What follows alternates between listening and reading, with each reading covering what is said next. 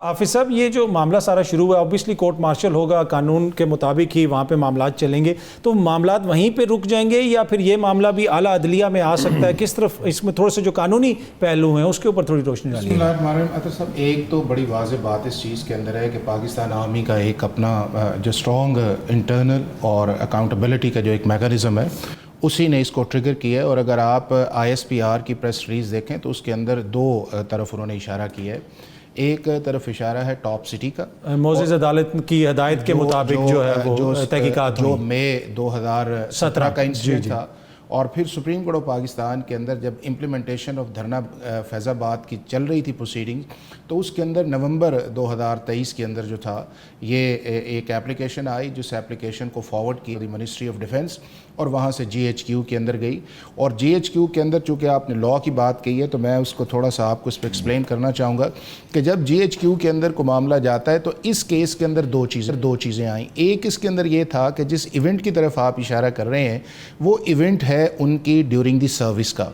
اور دوسرا جس کی طرف ISPR نے پریس ریلیز ایشو کیا ہے وہ یہ ہے کہ جو ان کی ریٹائرمنٹ کا بات کر ریٹائرمنٹ کے بعد سیاسی جو بھی سرگرمیاں، اب وہ یہ ہے کہ ہمارا جو آرمی ایکٹ ہے اس کے اندر جو امینڈمنٹس بھی آئی تھی 2023 کے اندر، جس میں سیکشن 22A ہے، 22B ہے، سیکشن 55A ہے، سیکشن 55B ہے، اس کے اندر یہ ہے کہ کوئی بھی ایک ایسا شخص جو ہے پاکستان آرمی کے اندر اگر اس نے کام کیا ہوا ہے تو وہ 2 سال تک کسی بھی پولیٹیکل ایکٹیویٹی کے اندر حصہ نہیں لیتا، اور اسپیشلی اگر آپ ایسی سینسٹیو پوزیشنز کے اندر ہیں اور اگر آپ کو انفارمیشن کو ڈسکلوز کرتے ہیں یا اس پروسیس کے اندر آتے ہیں تو ایک جگہ لاء کہتا ہے کہ آپ کو 2 سال کی سزا ہے، اور دوسری طرف لاء آپ کو کہتا ہے کہ آپ کو 5 سال کی سزا جو ہے وہ دی جائے گی۔ اب اس کانٹیکسٹ کے اندر دیکھا جائے تو جب یہ معاملہ وہاں پہ گیا ہے تو آرمی ایکٹ کے اندر جب آپ اس کو انیشیٹ کرتے ہیں تو جو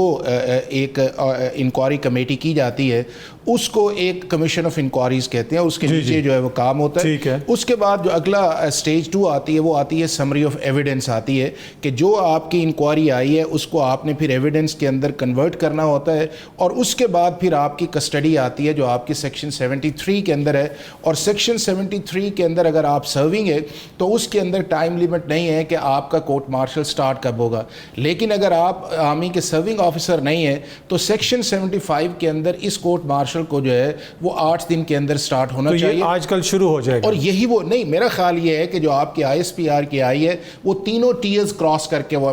پریس ریلیز آئی ہے، وہ اس کا آپ کا یہ ہے کہ فرسٹ جو اس کا کمیشن آف انکوائری ہے، نمبر 2 اس کا سمری آف ایویڈنس ہے، اور تیسرا اس کے اندر یہ ہے کہ جو کورٹ مارشل ہے جو آپ کا سیکشن 75 کے نیچے وہ سٹارٹ ہے۔ اب اگلی جس کی طرف آپ نے اشارہ کیا ہے کہ اس کا سارا جو پروسیس ہے وہ آپ کے ریگولر کرمنل ٹرائل کی طرح ہے، اور آپ کا ضابطہ فوجداری جو ہے 1898 یا آپ کا قانون شہادت آرڈر جو ہے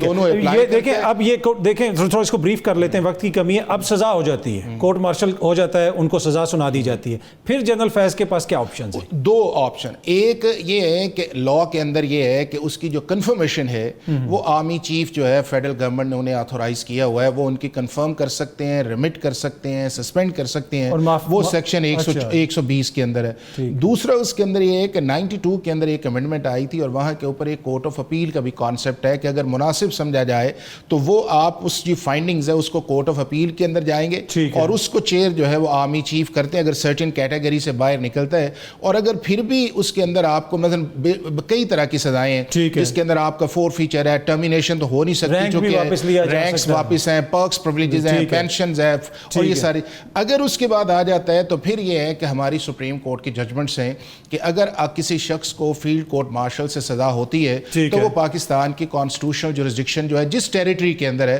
اگر پنڈی کے اندر ہو رہا ہے تو اس وقت جو ہے لاہور ہائی کورٹ کی جورسڈکشن ہے، اور اگر اسلام آباد کے اندر ہے تو اس کی جورسڈکشن جو ہے، چونکہ آپ کا یہ میرا ٹاپ سٹی والا ایریا بھی جو ہے وہ اسلام آباد کے اندر ہے، تو پھر آپ کی اسلام آباد ہائی کورٹ ہے، ممکن ہے اس کے اندر آئے۔ اور پھر یہ ہے کہ اگر آپ اس فیصلے سے مطمئن نہیں ہے، اگر آپ کے خلاف کو آتا ہے تو پھر آپ سپریم کورٹ آف پاکستان کے اندر آرٹیکل 185 کے نیچے جا سکتے ہیں ایز اے ریگولر اپیل کے طور پہ، اور اگر پھر بھی مطمئن نہیں ہے تو آرٹیکل 188 کے نیچے آپ ریویو کر سکتے ہیں۔ تو ایک سارا پروسیس جو ہے صرف فرسٹ سٹیج کے اندر یہ ہے کہ چونکہ آرمی ایکٹ ہے تو اس کو جو پریزائڈ جو ہے وہ آپ کے سرونگ جو ہے وہ آرمی آفیسرز کرتے ہیں، باقی اس کے بعد جب آپ باہر نکلتے ہیں تو پاکستان کا سارا ریگولر پروسیس